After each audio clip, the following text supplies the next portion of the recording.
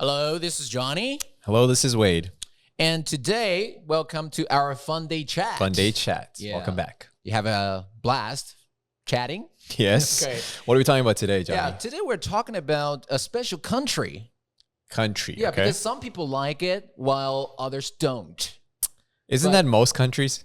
Maybe not. Oh, this one has more controversies around it, Yeah, exactly. maybe? It's a sensitive issue. Sensitive. A sensitive issue. I And, can't think of any country. You know, which one pops into your mind about this sensitive country? I don't know, America? America and also maybe China. Oh, Yeah, China, right? the second biggest, what would you say? Powerhouse? Second powerhouse now in the world. Economic powerhouse. Yeah, Actually, okay. you know, I lived in China for 8 years. Yes. Not 43 years. So, you know, where I'm not identifying with myself with that. Yeah. 43. Oh, not You're 40. 43? Yeah, I'm 43. So I didn't You say spent I 8 live in years China. there. Uh-huh. Wow. 8 years. Okay, in yeah. China. And I knew that you lived there for a time period. Can you tell us what was that like?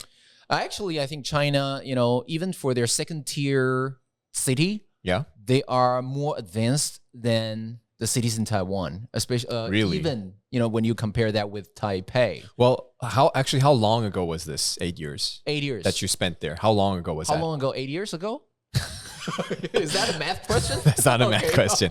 How long ago was the 8 years? How long ago? Like 2 years ago. Yeah, 2 years. what People was that? back home are like trying to do the math. 8 to 19.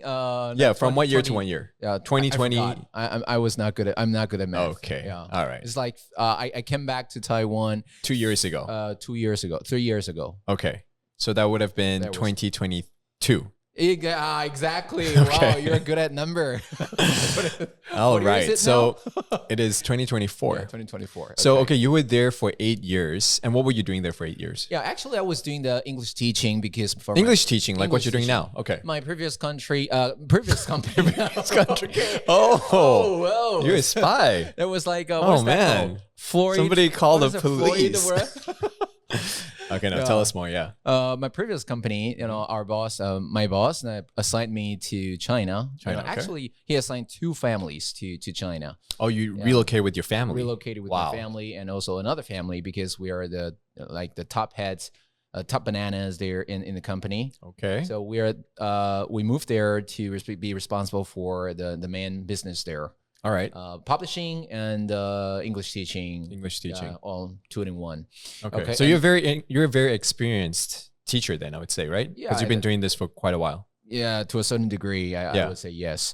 And before I moved there, you know, in my impression of China is like it's not a very developed country, and I think it's like people on the street like wear dirty clothes, or you know their buildings are Yeah.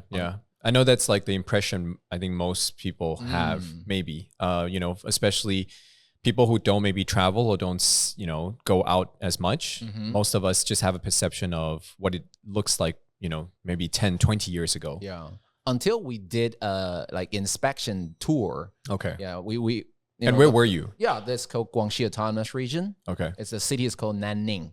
Nanning. Nanning, yeah, Nanning, Guangxi Autonomous Region, and it's second tier city, but you know, for their news area, it's more advanced, and it's like all the streets are well organized, very clean, Okay. and buildings, you know, skyscrapers, here and there, Yeah. and also some high rises. Yeah. So you can also tell that they have like put a lot of effort into the organization and like planning of the city. Yeah, so I guess, I mean, obviously our audience, majority of them are here in Taiwan, so they are not, you know, they're not new to, you know, China. We're very aware of that country, and I think the perception is that we still think that they're very behind. And I know that when I came back to Taiwan a couple years back, I was also sort of, you know, I think we get influenced by the previous mindsets. So you don't really recognize, you know, where they are now. But it's really incredible the amount of progress that they've made, you know, leaps and strides in terms of their, you know, gross, their economy, their finances, their 硬体, like their infrastructure, very impressive. You know, when I first went there, you know, the airport, the Nanning airport was just like a train station. And about a year or 2 years later, you know, it turned into complex, like super advanced, like high A year or technology. two only? Yeah, just 2 years only. That's crazy. And it like transformed into a very higher, cutting edge technology kind of stuff. Yeah, and I think that's what's very impressive is that, they have the manpower because obviously they're huge population. And then they do have cheap labor. So I think with these two factors, you're allowed to really get things done very quickly. Yeah. Especially like their department stores, their train station, high speed rail state train station. Yeah, they're all like 巨蛋. Yeah. So that their Guimo is super big, right? They're the way they organize things. And it's funny because I think in the past, and I think maybe some people still have this perception, when you used to get things that are made in China, because you would look at a cup, you would look at the clothes. If you look at the label, majority of them would say made in China. That was like one of the jokes in the movie, right? Like in the movie, like at the end of the movie, they saw something and it was there was a glitch and they turned it around and see, made in China. So fun of that. It's funny that that's the perception. And, of course, there were a time where, they made things very quickly, very cheaply. And so, of course, there's going to be some fault there. But I would say, honestly, I've just recently also traveled to China, and many, many aspects, many different things have actually really developed well. Wow. And they have actually really become much more advanced. And obviously, I think we are not trying to be political over here, right? We're not saying like we're pro this, pro that. We're not going to touch on the raw nerves here. Right. I think I just want to talk about it objectively and what we've experienced. Yeah. And I think for me, I've seen that the quality is starting to step up much higher and it's getting really better and the people are getting advanced as well.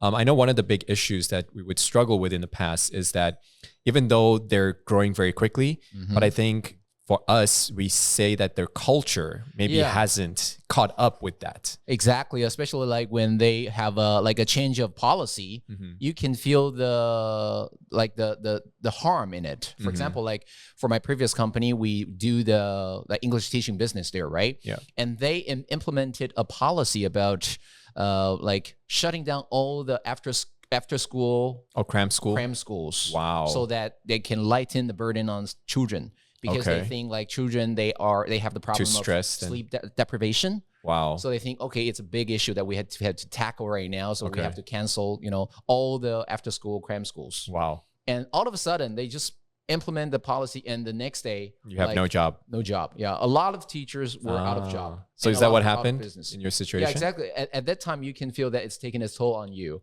Yeah. So obviously this comes down to the aspect of communist versus, a country that's run with democratically. And I think, while I was in China, it felt like, you were pretty comfortable. You could be yourself. You can go around places.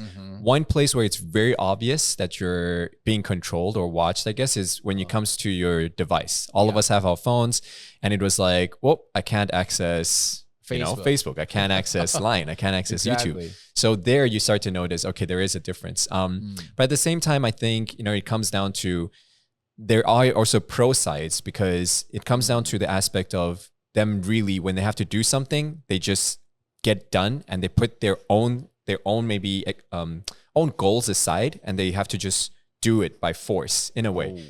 So that's not always a good thing, but you can see the effectiveness of getting something done when it's like all of us in the same vision.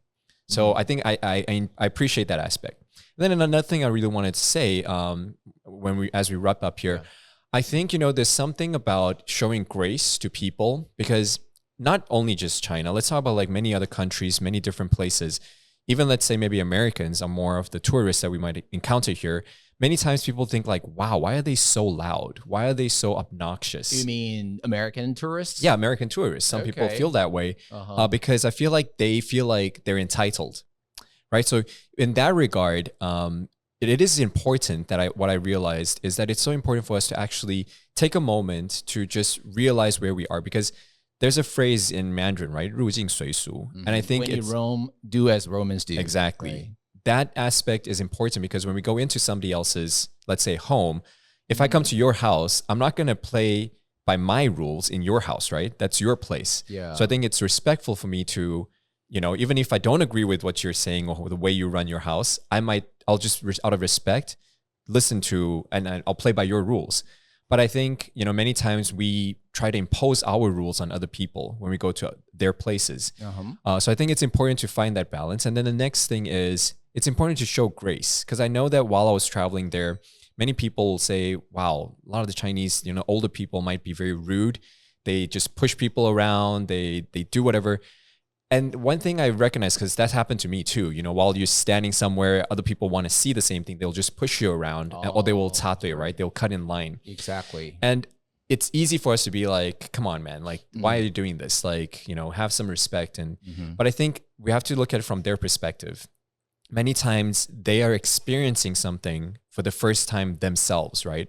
So they're so caught up in their world, and they just want to see what's there, what they maybe paid for, or what's, what everyone is so fascinated by. Yeah. So from their perspective, they're also just wanting to be a part of the experience.